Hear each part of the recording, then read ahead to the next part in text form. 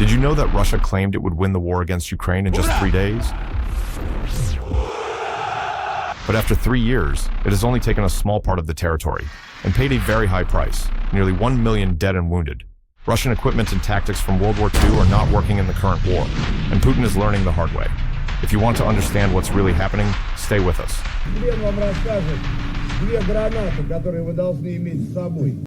What you are about to see contains sensitive footage from the Ukraine-Russia conflict. It is presented strictly for documentary purposes.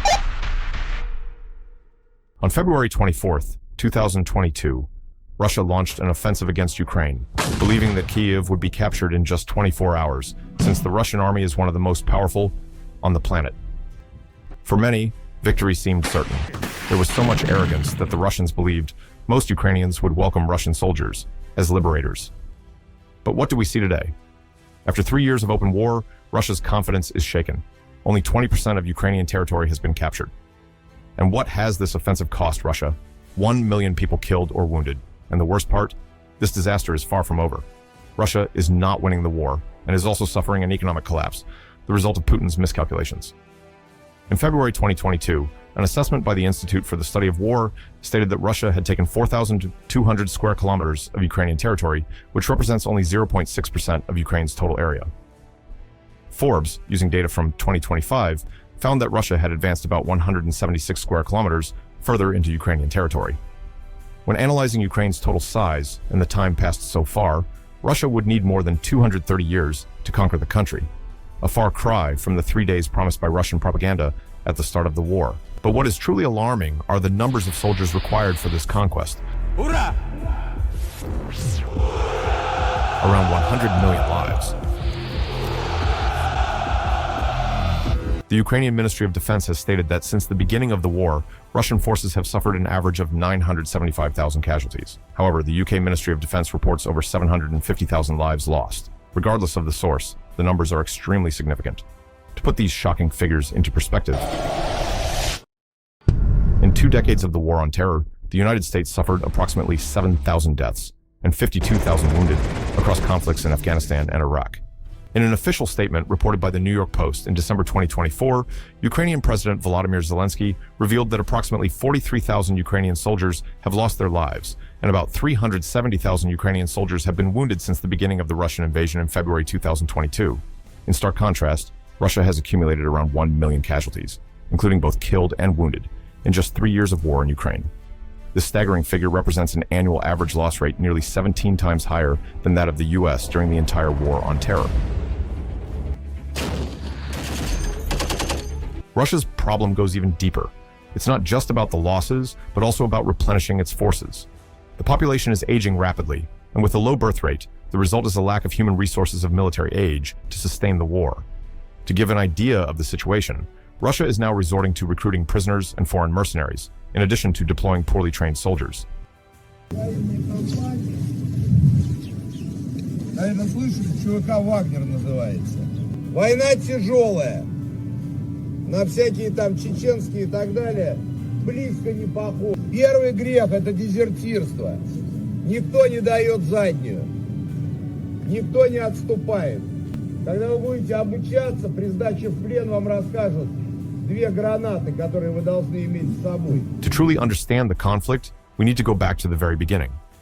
Russia's military logistics at the start of the invasion were built on the arrogance that Ukraine would quickly collapse in the face of one of the largest armies in the world.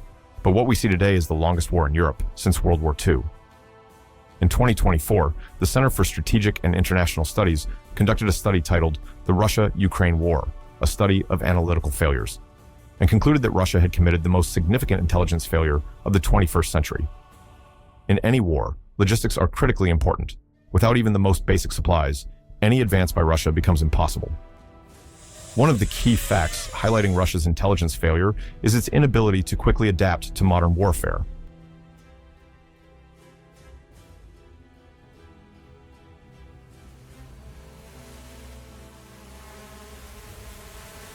And Russia lacks the resources to finance its military effort.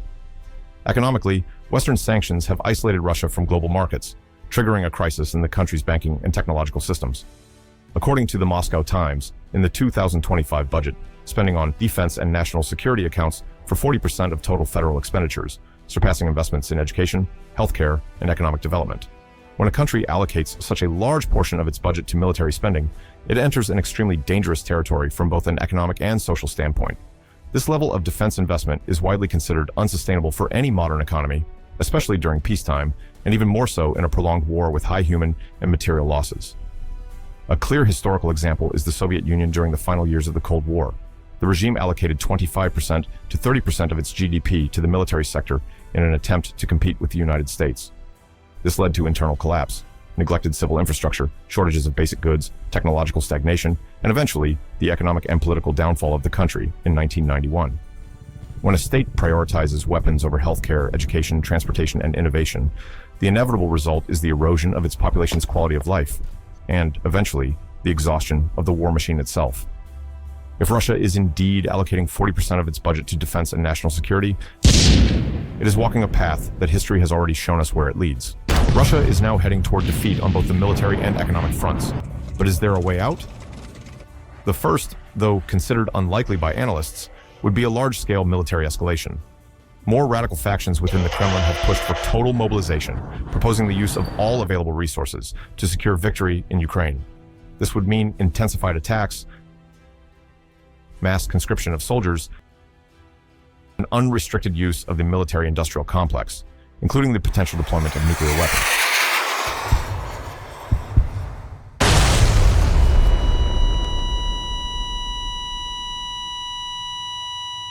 Although this option is still considered highly unlikely, both due to the risk of international retaliation and the threat of Russia's complete isolation, it's important to remember that President Putin has already issued threats involving nuclear weapons. If Russia were to resort to the use of nuclear arms, any immediate gains would be purely tactical and short-lived. Such escalation would place enormous pressure on the international community, especially NATO, which would likely respond in kind with nuclear weapons. This could pave the way for massive retaliation and potentially trigger a global nuclear war. The consequences would be catastrophic. Beyond widespread destruction, the planet would face a nuclear winter, a climate and humanitarian collapse that could endanger the survival of billions. Soldiers support HQ with a sticker. It helps the channel grow. Or if you want to get even closer, join the squad as an official member. The second option, a complete withdrawal of Russian troops from Ukraine, is considered extremely sensitive and would only be contemplated in the event of a total collapse of the front lines. For Vladimir Putin's regime, this would amount to a profound political defeat.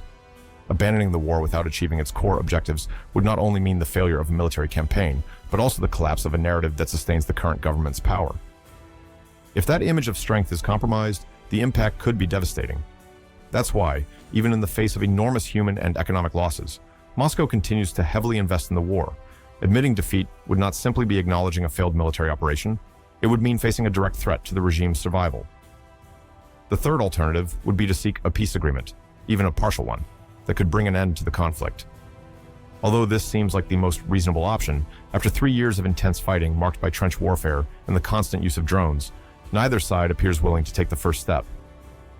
Ukraine, having successfully resisted Russian offensives and maintained its sovereignty, has made its position clear.